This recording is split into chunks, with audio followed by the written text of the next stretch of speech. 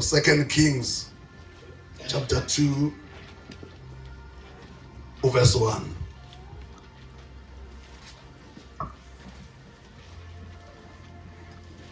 Into engihlupha ngale ncwadi engizoyifunda ukuthi abantu bahlale nawe apostle kodwa bangabe nayo into nayo. Amen. Mhla uhamba kuyokwenzekani? Angisho baninayo. Kodwa this is my prayer. Ukuthi lendlu mayingayiyeki le ndumiso. Kodwa izongayiyeki kanjani le ndumiso uma kuzozalwa abantu abayilento iyona. Amen. Yangihlupha indaba abaholi apostle. eBhayibhelini baningi abaholi. Kodwa abanye bahamba bengakafiki neBayton la kufanele bayishiye khona. Bafa bengayishiyanga iBayton endaweni eright. Inkosi omthamani bosisi.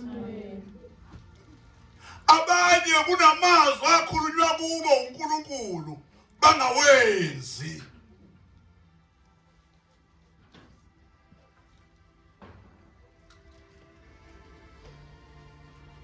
Abantwana bakwaIsrael bake bahamba bacela ukuthi kube khona inkosi. Baphathwe inkosi. Bedelela uNkulunkulu ehamba phambi kwabo ekhulumisana nabo bathi nasesicela inkosi ngoba bebona abanye. Mase ikhona inkosi yahamba nabo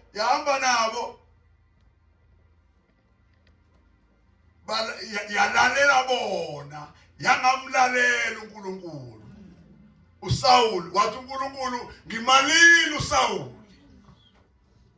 Inkosi omthamani bosisi. Amen. Kulela nkosikazi bese siyafunda. Baba wethu sezulwini senkosi yethu Jesu Kristu nalizwi lakho uNkulunkulu wethu omuhle isazowa phakathi kwethu Thixo namandla wonke futhi zethu Nkosi namandla sithatha umyalezo Nkosi engcwele ovela kuwe. Thatha udumo lonke Nkosi engcwele gcoba umntwana wakho fihle Nkosi engcwele singezwa yena kodwa sizwe wena Thixo wethu ukhuluma kunye nathi. Thatha udumo lonke uNkulunkulu wethu egameni lomhlengi wethu Jesu Kristu manje bephakade amen. Amen. Bengicela ngifundile seyithole bazalwane okungachithi isikhathi. Angixolise kakhulu bazalwane ngokufika kwethu late besithanda ngendlela emangalisayo ukufika on time. Hayi besingayazi traffic ukuthi nje emgaqweni. Although esixolisele uApostle kodwa nginayo leyo touch ukuthi sayisa bakhonzisa kambi abazalwane nisixolele bazalwane ngegama lenkosi. Amen. Bengicela ngifundele bazalwane umzana ongangifundela ngesizulu le ndaba. Amen. Yes. Amakhosi esibili chapter 2 from verse 1. Yes. uEliya uyamukelwa ezulwini. Kwathi lapho uJehova ebeya kumkhuphula uEliya aye ezulwini ngesivunguvungu. uEliya wasuka eGilgal noElisha. uEliya wathi kuElisha, "Ake uhlale lapha ngokuba uJehova ungithumile eBhetheli." Umuntu othunywe uNkulunkulu akahambi yedwa. Amen. Amen. Kuyoba kubi mokuthiwa nasi sigijimi ufanele ukwenza umsebenzi uapostoli angabikho umuntu okeduze kwakhe. La kunendoda enokuhlakanipha kaNkulunkulu ukuthi mina mangihambe nogotiweyo. La ilingwa khona abanye baze bamphathela ikhwama. Kuqala wanze bhekwe ngisho amanzi abegeza kuwona. Awathathe lo mayebuyela ngale nayafaka ezakhe inyawo nayageze kuwona. Imikhuba yakuthi lo ufuna ukufana naye. Inkosi yomthamani bosisi. Manjena ke wamotha uthi angikhulumele sesizulu. uElisha wamotha uElijah. Amen. Funeka abantu abazomotha uApostle. Abakwenza kuyena abakwenzi kuye bakwenza uNkulunkulu uqobo. Lento yenza kumholi uyenza uNkulunkulu. Ya qhubeka. U-Eliya wathi ku-Elisha, ake uhlale lapha ngokuba uJehova ungithumile eBhetheli. uJehova ungithumile eBhetheli. Qhubeka. Kepha u-Elisha wathi, kuphila kaJehova. Kuphila kaJehova. Qhubeka. Nokuphila komphefumulo wakho. Yes. Angeke ukushiye. Angeke ngikushiye. Behlela-ke eBhetheli. Angahambi yedwa umholi. Angahlupheki yedwa umholi. Angaxakeki yedwa. Funa abantu abazothi la uyakhona. Niyabakhumbula abafundi. Bathi selizoshona ilanga. Ungashiyi hlala nathi.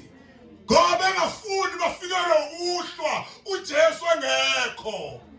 Uvumelana ukuhlala wedwa. Hlaselwa imoya ebusuku uwedwa. Ngoba uhlelanga naye. Qhubeka. Hlala phansi ngani yami, funa uhlezi phansi ngoba iphimbo lento iyakhuluma. Khuluma. Ngizoma ngedwa mina. Verse 3. Amadodana abaprofethi ayeseBhetheli aphuma aya ku-Elisha. Layani ke abaprofeti bazala abaprofeti. Amadodana abaprofeti baphuma ke baya kuyena uElisha. Bafike bathini kuyena? Athi kuye, uyazi yini ukuthi uJehova uyakususa inkosi yakho? Inkosi yakho leyo ithanda kangaka izokwenziwa njani? Izosuswa. Qhubeka. Uyazi yini ukuthi uJehova uyakususa inkosi yakho kuwe namuhla na? Yathini impendulo? Wathi yebo, ngiyakwazi. Qhubeka. U-Eliya wathi kuye, Elisha, ake uhlale lapha ngokuba uJehova ungithumile eJerikho. Ukhohlisa umuntu oseyazi imfihlakalo. Uyamkhohlisa. Uthi hayi hlala lana. Wena okwakho ungavumi noma ngathi hayi ngiright namhlanje angidingi ukuphelezelwa hayi ngihamba nawe ma. Ngokulandelane imfihlakalo. Ingabaleki imfihlakalo yale ndawo. Kodwa wena most distance nomgojwa insila yakhe mayehlele kuwe. Yikosomsamani bosisi. Qhubeka ufunde. Kepha wathi, kuphila kaJehova nokuphila kwakho angike ukushiya. Angeke ngikushiye. Qhubeka. Bafika-ke eJerikho. Bafika eJerikho. Amadodana abaprofethi ayeseJerikho asondela ku-Elisha athi kuye, uyazi yini ukuthi uJehova uyakususa inkosi yakho kuwe namuhla na? Ngimtshela kwesibili. Qhubeka. Wathi yebo, ngiyakwazi. Yeah. Thulani. U-Eliya wathi kuye, ake uhlale lapha ngokuba uJehova ungithumile eJordani. Yes. Kepha wathi, kuphila kaJehova nokuphila kwakho angike ukushiya. Angeke ngimshiye ogcotshiweyo. Ngiyamthanda uDavid. uDavid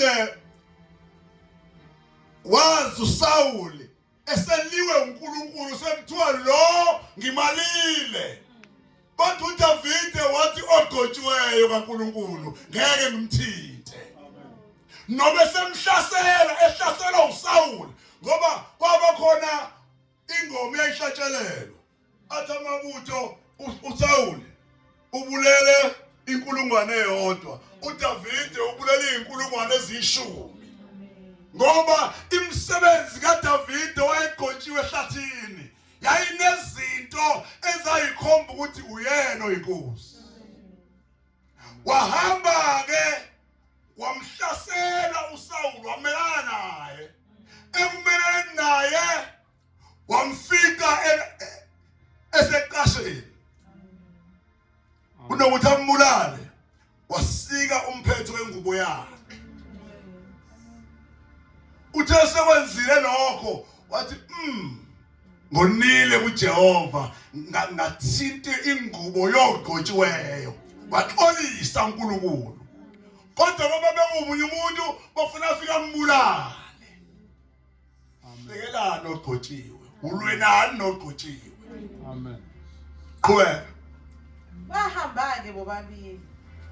Abantu bangamashumi ayisihlanu bamadodana amaprofethi baya bemakhashana maqondana nabo. Yeah. Bona bobabili bema ngaseJordani. Yes. U-Eliya wathatha ingubo yakhe wayisonga. Ngiyayithanda leyo. Nimzile khuluma ngeingubo. Ingubo zimele ugcobo. Njengoba eyikhaza zayikhulekelwa. Yamkhumbula umpristi omkhulu. Mhla kubethe uJesu bethelwe.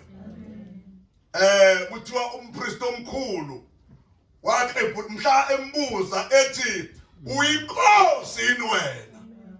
Wathi usho khona. Yebo kunjalo. Qede wakhumula ingubo yakhe umpristi omkhulu. Wayikhebula. Yena wayengabona ukuthi kufezeka iprofesi yokuthi kuzofika umpristi ozomela abapristi bonke. Nangu umpristi omkhulu wena usuyawuyeka wakho umsebenzi. Ngoba umpristi wayethatha iminikelo ayise kwi-altari. Abantu bezokhuluma ngezono zabo. Usethi ke manje ngoba sekufika umpristi omkhulu ngiyayikhumula le ngubo. Amen. Lana ke babefika emfuleni iJordani. Ukhumula ingubo yakhe. Wenzani ngayo? Funda. U-Eliya wathatha ingubo yakhe wayisonga. Washaya amanzi. Washaya amanzi adabuka phakathi. Usebenzisa ini? Ingubo yakhe. Qhubeka. Washaya amanzi ahlukana ngalapha nangalapha. Bawela bobabili emhlabathini owomileyo. Yes. Wasebewelile u-Eliya wathi ku-Elisha, "Cela engiyakwenzela khona ngingakasuswa kuwe." Ngoba ngiyabona uyanginaka, unginakile kanti benginandaba nawe. Ngithe sala ufuna ukusala. Ngenxa yokuthi ke unginakile, cela ngoba sengizothathwa. Amen. Bakithi, ungathathwa into kaJehova ungacelanga lutho. Unechance yokucela njengamanje. Nangu Musa uphambi kwakho. Uma kuthiwa yenza.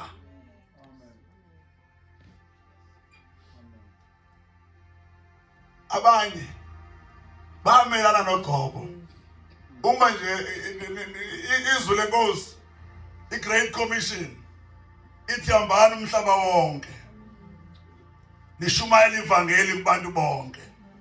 Lezibonakaliso ziyobalana labakholwayo. Ithi niyophatha izinyoka. Kungabi nangozi. Abantu apostle baphenduka babe yinyoka.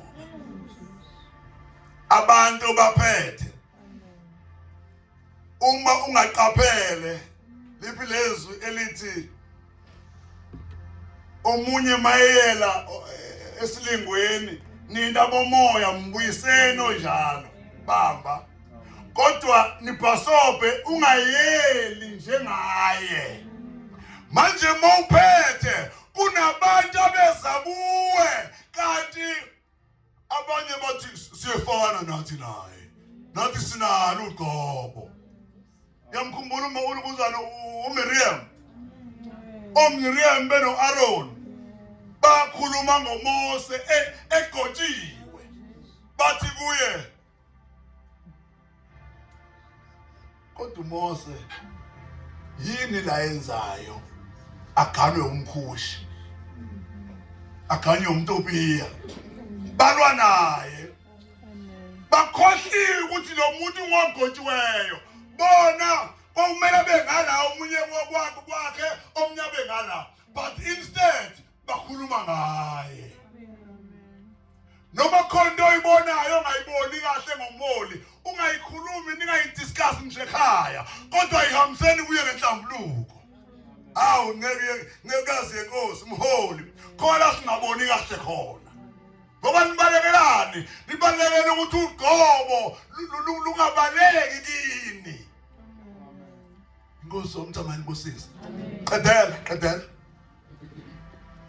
Wathi u-Elisha, "Makuphindwe kabili umoya wakho phezu kwami." Ucelile. Istel. Usethi lo makuphindwe umoya wakho phezu kwami. Ayi no Elisha kodwa. Elisha ngathi wayi-advance, wayiphambili, wayiphaphile. Kodwa iphaphela into zikaNkulunkulu. Kunogcobo analo u-apostle. Songavele wena mama wami uhlele eduze kwakhe. Uthi wena sowufuna i-double portion. Okusho ukuthi wena ufuna ukuba ngaphezulu kwakhe. Lento yena iyona, wena ube yiyona twice. Kodwa into enhle. Wathi uNkulunkulu njani? Wathi Eliya ucele kahle. Kodwa ucele into enzima. Inkosi yomthamani Moses. Double portion of your spirit. Umoya wakho mawuphindwe kimi kabili. Inkosi yomthamani Moses. Amen. Kodwa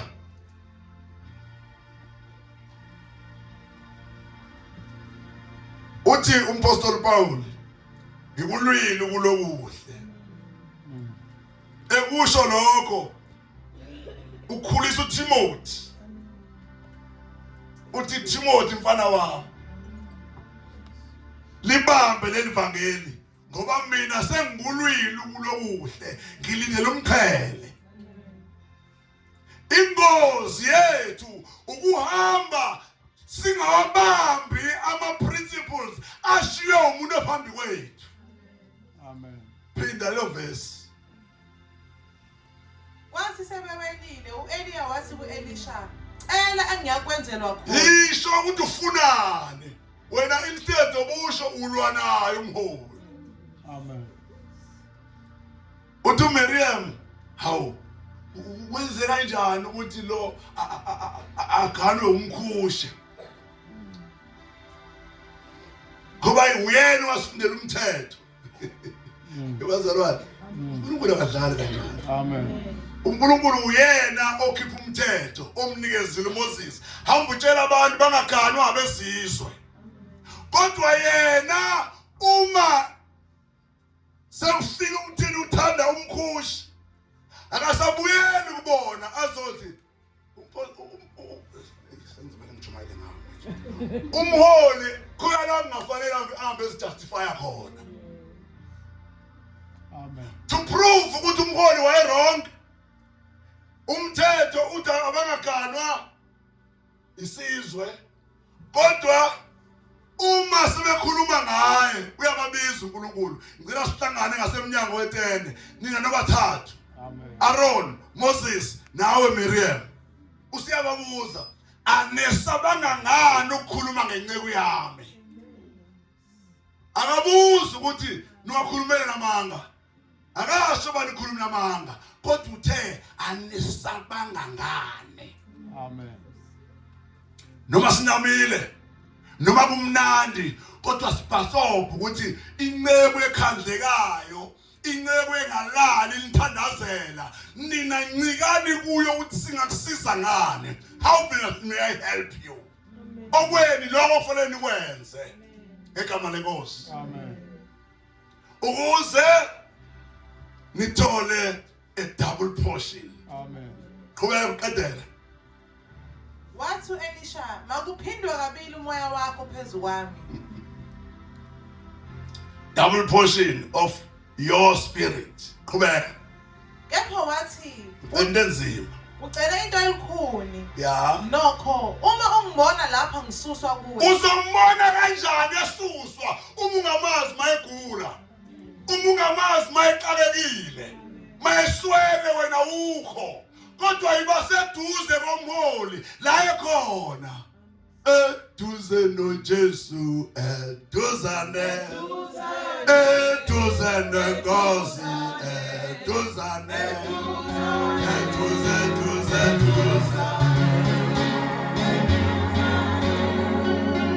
Sondela beseduze komholi ngoba lonke ubisi lwakho libuye.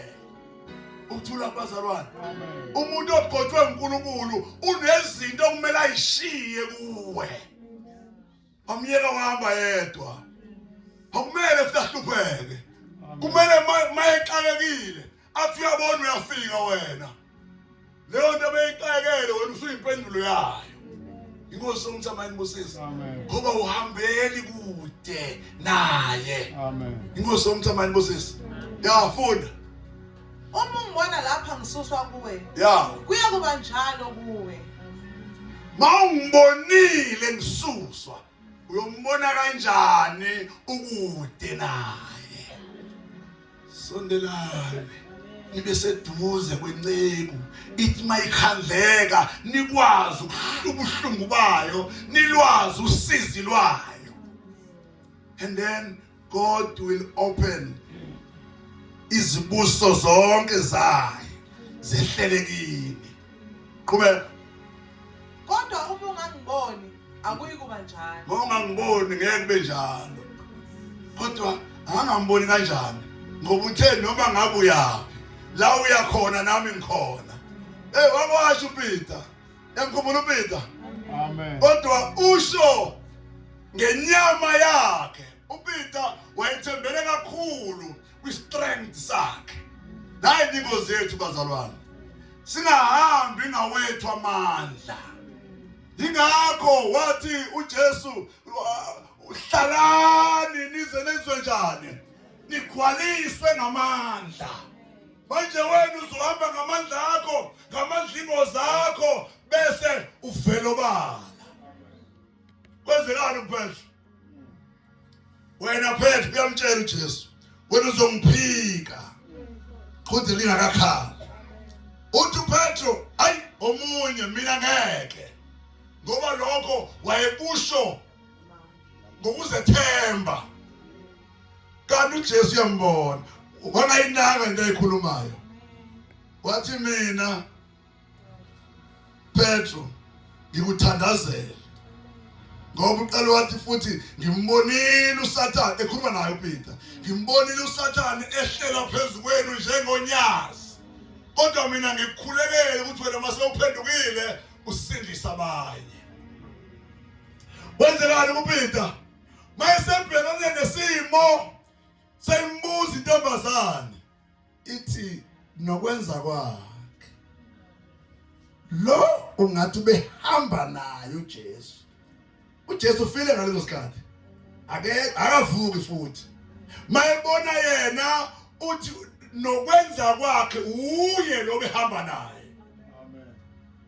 Wasola yona inhlamba yokuthi ungamdakela mina. Wasola yona inhlamba.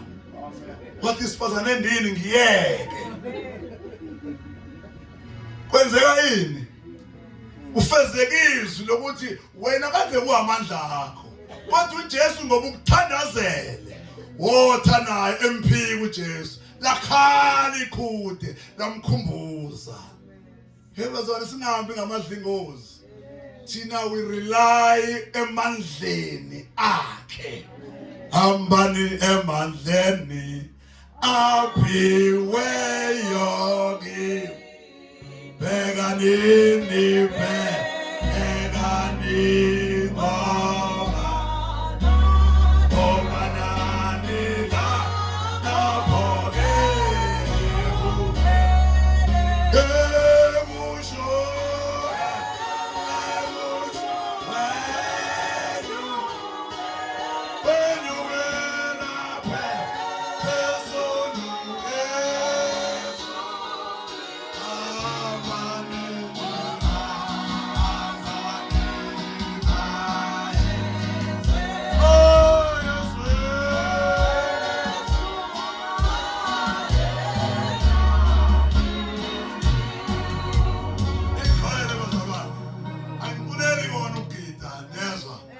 Kodwa ithi ngoma hambani emandleni akhe. Njengoba hamba umpostoli hambisana kwakhe. Angathi mayengekho ukuthi kuyabonakala ukuthi akekho. Kodwa wena fuma ukuthatha a double portion of his spirit. Amen. Amen. Thiwa uJosefa enkathi kwabelwa amadodana kaJakobe yena wathola i-double portion yespirit. Ifa akanikezwanga ifa njengamadodana, yena wanikezwa ifa ngokuphindaphindile. Angazi mina ukuthi yini enziwa uJosepha ukuze athole lo double portion. Angazi futhi ukuthi yini enziwa umprofeti uElijah ukuthi yena abe nespirit okuthiwa akasinikeze omunye umuntu idabuli. uNkulunkulu bazalwane uyazikhethela umuntu azobeka kuyo uqobo lwakhe. Noma ungaphalama ume uthi mina nami ngiyabona njengoba usho Miriam, uNkulunkulu uzikhethela yena. Futhi uyasho uyifunda kahle lencwadi ithi hayi mina ukuba kade ngikhethe nina bengizokhuluma obala ngingakhulumi ngengane kwani nangemfumbe. Kodwa uMose akanjalo. uMose ngikhuluma naye ubuso nobuso. Mose hlezi nomuntu okwazi ukuxhumana noNkulunkulu ubuso nobuso namaphela. Amen. Ngabi kude. Amen. Inkosi yomthamani bosisi. Amen. Ngehlelwa ibhadi. Amen. Ngikhumbula uNkulunkulu kaMose. uNkulunkulu kaMose emini kuthiwa wayeyinsika yefu. Ebusuku eyinsika yomlilo. Ngesikhathi uFaro ebajaha efuna ukuqeda ngabo. Emini kuthiwa insika okusho ukuthi uNkulunkulu wabulela ngemuva. Ngoba insika yayisimbolize iprotection eyokuvikela ibandla. Ibandla likaNkulunkulu lavikelwa uNkulunkulu ngefu. Uma ibandla livikelekile uFaro kwalufifi wangayiboni impi ngenkathi ihamba yongena emanzini akayiboni. Uthe seyiphakathi naphakathi walidedela ifu bahamba. Base begijima bemjaha. Kodwa what happened?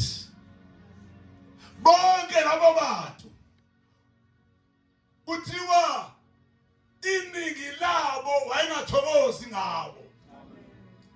Kade behamba noNkulunkulu, kade behlezi noNkulunkulu, bayazazi into azenzayo, kodwa iningi labo wayengathokozi ngabo. Kuthiwa bashaya phansi ehlane, abanye kuthiwa bafeba. 23,000 wawumbhela ngaphansi, wavula umhlaba wangena ngaphansi. Abanye kuthiwa bakhonona, wababulalela ukuthi bakhononile. Ungacomplain endlini kaJehova. Inkosi yomsamani bosisi. Ungavumi ukucomplaina. Yenza inkonzo ungacomplain. Ngayiqeda inkonzo incwadi yami. Hopefully incwadi kaLuke chapter 10. Yeah, ngithi Luke 10. Ovula u38 wakhona. Ngihlushwa yilo complainayo. Niyazi abazalwane. Amen. Bembonile uNkulunkulu kodwa baqedwa inkonono. Baqedwa ukukhonza izithombe.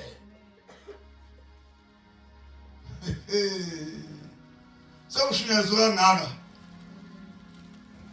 Ejuluka uapostle ngizwile indumiso beyila usengathi ngamsasukuma sengathi seqediwe bese kuthi kuleyo ndumiso kulelo zwi okukhulunywa ngalo kanjalo wena futhi ubuhambe uyohlanganyela ezintweni zomndeni wakho uyodla inkukhu wena zomndeni ukuthula kubazalwane. Amen. Hawu sinedili la ekhaya, hawu nawe mzalwane usubuye uyohlanganyela nabo. Ngesonto uzobe usetafuleni lenkosi. Kuthiwe nasi sidlo odlayo engayihlolisisi. Unekala lomzimba nelokulahlwa. Wenza leyo nto ungalenzi lohlazo. Funda Luke 10 verse 38 uthini? Kwathi ekuhambeni kwabo wangena emzini othile. Owesifazane othile igama lakhe linguMartha, wamamukela endlini yakhe. Amen. Wayenodadewabo othiwa nguMaria, owahlala ngasezinyaweni zenkosi, walizwa izwi layo. Ngiyamthanda uMaria, niyazi abazalwane. Ngimthandela ukuthi wafika kuJesu wangayihlupha. Musu ukusebenza ama-efforts akho. Uzikhathaze ngento engenamsebenzi. Zikhathaze ngokuhlala ezinyaweni zakhe. Lo wayihlupha ngokuthi ahlale ngaseyinyaweni. Qhubeka. Kepha uMartha ekhathazekile ukusebenza okuningi, waya kuye. Ema. Ukhathazwe yini ngokusebenza kwakho nje? Ukhathazwe yini? Wena Martha sebenza. Niyakhumbula ababili. uKhayini noAbel. Inkinga uKhayini mayenikela, unikela ubheka uAbel. uAbel yena uphakamisana zakhe, uziphakamisela enkosini anikela kuyo. Kanti uNkulunkulu wamukela kwaba umnikelo. uNkulunkulu akabheki ukuthi unikela ningakanani, kodwa ubheka inhliziyo. Nango onikela kimi ekholekile. Lo mayesebona kubusiswa lo usethini manje? Uyanyukubala. Khona abantu abahlaza la eminyango. Unyukubalela uNkulunkulu. Unyukubalela uJehova. Unyukubaleleni weKhayini. Angithi mawenza kahle uyamukeleka. Kodwa mawungenzi kahle isono semva kwakho. Kodwa wena umelwe ukusibusa. Wangasibusi isono. Inkosi omsamani busisi. Ya, qedela lapho. Kepha uMartha ekhathazekile ukusebenza okuningi, waya kuye wathi, Nkosi, angithi nala niyasebenza ngala. Khona baya ekitchen. Amen. Khona lo hlawela njalo awungaya ekitchen. Uhlale hlabelela yena akaya ekitchen. Niyazi? Igift yakho ukuhlabelela. Uma ekitchen wena uzohlabela yini njengaye. Thula bazalwane. Amen. Asinalo isibangelo ngenamsebenzi. Ya, qhubeka. Waya kuye wathi, Nkosi, awukhathaleli ukuthi udadewethu ungishiyile ngisebenze ngedwa na? Utshela uNkulunkulu qo. uNkulunkulu sendlini. Instead that uNkulunkulu, let me worship you. Uzocomplain. Kodwa Nkosi, awukhathaleli ukuthi ngisebenza ngedwa. Yes, uthini? Ngakho yisho kuye ukuba angisize. Ngiyayithanda impendulo. Ithini impendulo? Kepha inkosi yamphendula yathi, Martha. Qhubeka. Unakekela. Ukhathazeka. Ngezinto eziningi. Kepha kodwa yinye into edingekayo ukuhlala ezinyaweni. Funda. uMaria ukhethile isabelo esihle angenakusephupha umuntu. Qhubeka. angayikwaphupha sona. Ya. Funa into eziphucwayo wena. Funda ezibangwayo. Hey mina ngikhorasayo namhlanje. Baze baxabana abantu banguchorus. Kodwa akekho worshiphayo. Akekho intercedayo. Angasi-intercedeli yena umholi. Kodwa kube khona nje othi mayezokhwela epulpit yena nje ubhizi uyathandaza uyamthandazela. Inkosi yomsamani busisi. Kodwa kunalokho sonke siba ngokuhlabelela. Sonke siyaphikisana. Ubani ogeza itsha namhlanje hayi thina siyigezile izolo. Ubani opheka mina ngiphekile izolo. Yenza into ibekelwe. Inkosi yomsamani busisi. Double portion of your spirit. Yini oyidingayo wena uNkulunkulu ayiphinda kuwena? Yini lo lekha kuyo? Inkosi yomsamani busisi. Lo uyayihlupha ukhathazekile kodwa izinto ayifunayo akuzona ezasezulwini. Lo uthi mina akakhulumi futhi akamphenduli. Yahlupha niphendula abantu abanibuza imibuzo. Ngaphenduli. Fanele nje ufike emsebenzini uqashiwe. Uyafika nje utshela abantu ngiyakholwa mina ngisindisiwe mina ngikhonza goms. Hey thula. Umusho ngesingisi base ngathi ngiyakuthuka noma ngiyakuthethisa. Thula. Uthi uPetro nibe nenkambo entsha. Phakathi kwabezizwe. Nihambe phakathi kwabo emsebenzini. Nihambe phakathi kwabo beqonyiwe ngapha nangapha insizwe. Uhambe phakathi kweintombi ziqomile ngapha nangapha. Kodwa sikubona lokhu uwedwa nje uyihambile zikubuze. Kodwa dadewethu wena manje sikhuluma nabanye sincokola nabanye hayi ukuthi unonya kodwa awungeneki wena. Angithi manje uzofuna introduction ukuthi who are you? Kodwa manje wena sowamtshela mina ngiyakhonza mina ngumzalwane sewuyabonakala wena masebecasula ngoba ziyavuka into zokuthi umzalwane. Phushu inhlambu siyathuka wena. Noma ungayithukanga mabekuthuka bona uthi wena na makuyinhlamba nakuwena kube njalo. Ukholwa. Inkosi yomthamani bosisi. Ngoba wenze njani? Wagijimela ukutshela abantu ukuthi wena uyikhola seGoms. Kanti eGoms bokumele abantu bakubuze emsebenzini bakubuze. Hayi cela ukulazi ibandla lakho.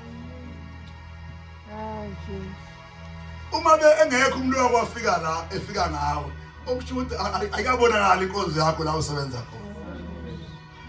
Uma nje engekho umuntu wakwathi nje hayi njengoba ngifikile ngize ngonoyibani ngize ngobhuti usibanibani hayi engashongo lutho nje mayethe uze ngawe that means uyisibani la ukhona. Ithi iBhayibheli lami umuntu engasokhe lisibani asifaye ngaphansi kodwa usibeka kuphi? Hayi ngokukhuluma kodwa usibeka ngenkambo. Kuthula kubazalwane. Leli zwi likaPeter lithi lapho sebekukhulumile bakhuluma kabi.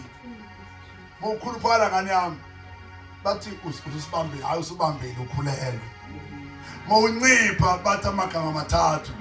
Angazi bona ingculazi isiyavikelwa manje sekudliwa nama-ARV kuyale wena ngoba naku uyakholwa wena usayidlike leyo nto vele upheleke. Uma nje unciphile kuthiwa wena amagama amathathu. Kodwa bona bazidla mihla kwahle izona akwenzeki lutho. Wena okholwayo ukuthi unengculazi. Ngabaphenduli. Bayeke. Ngoba wena uzogabisa ngani? Ngenkambo. Walk the talk. Lento ikhulumayo mayibonakale ngokuthi uyenze njani manje.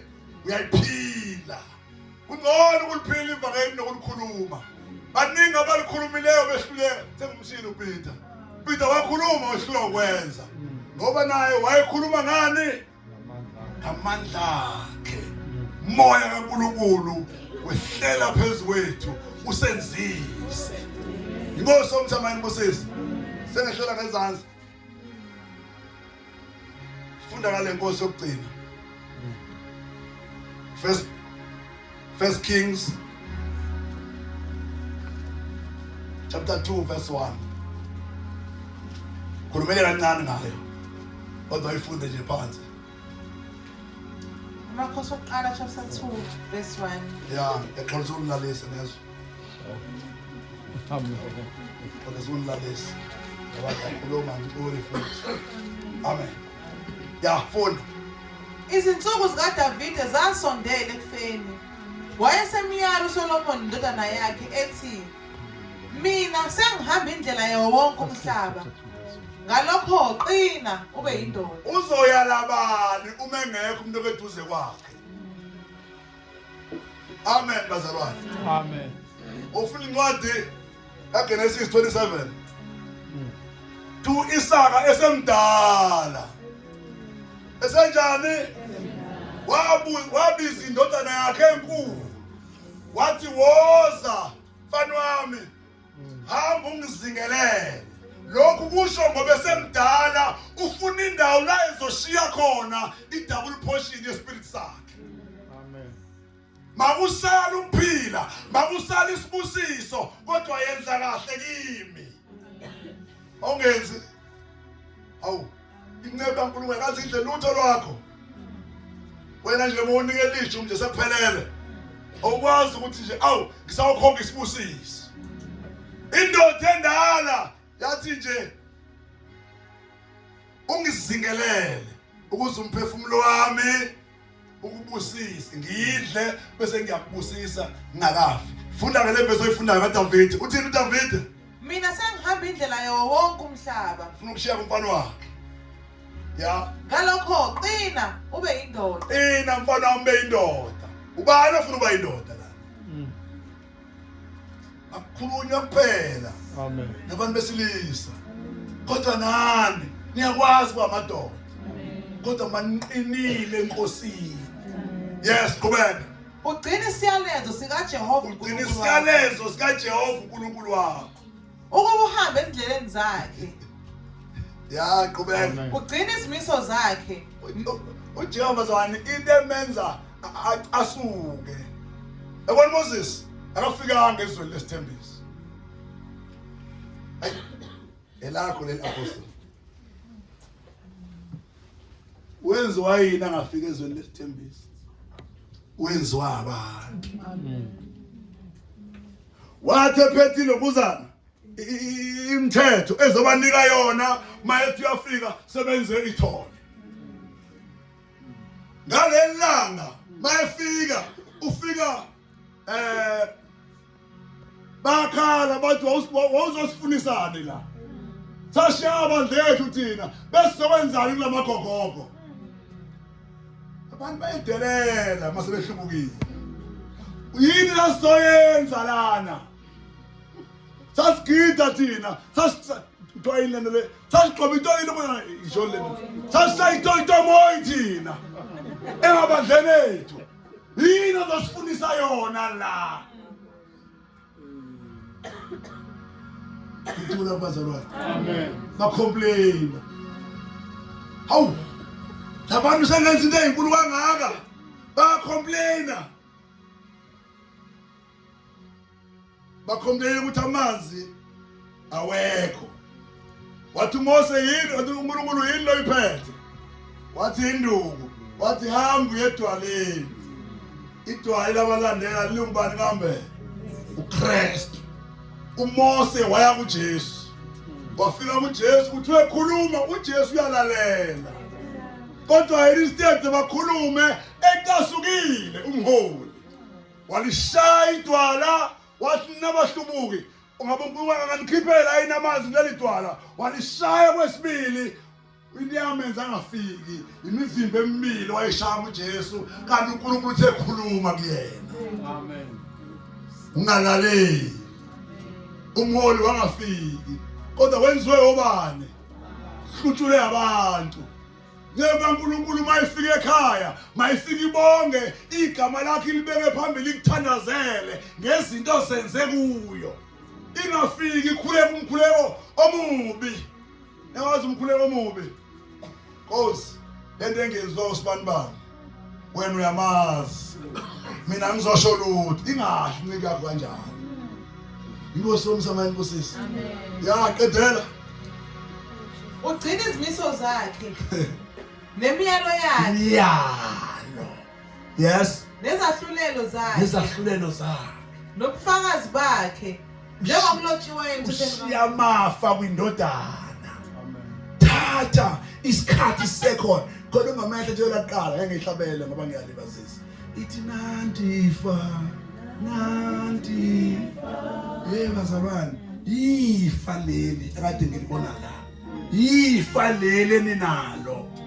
Kodwa manidebesela kuyofika igebengu eyifuna imali. iBhayibheli uthi uJesu mina ngumalusi omuhle. Lithi umelusi okhokhelwayo uma kuqhamuka isilwane sodla izimvu uyabaleka. Ayishiyilwa.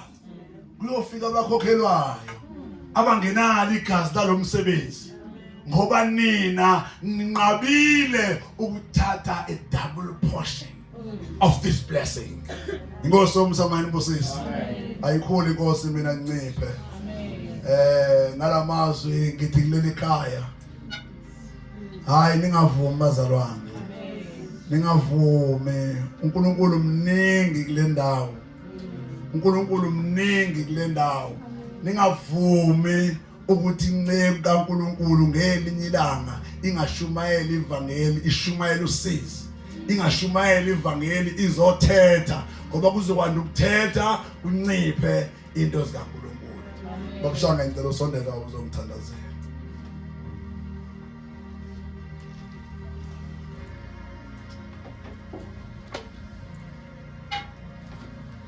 Baba, siyabonga uNkulunkulu oyingcwele ukukhuluma kwakhe ebusuku.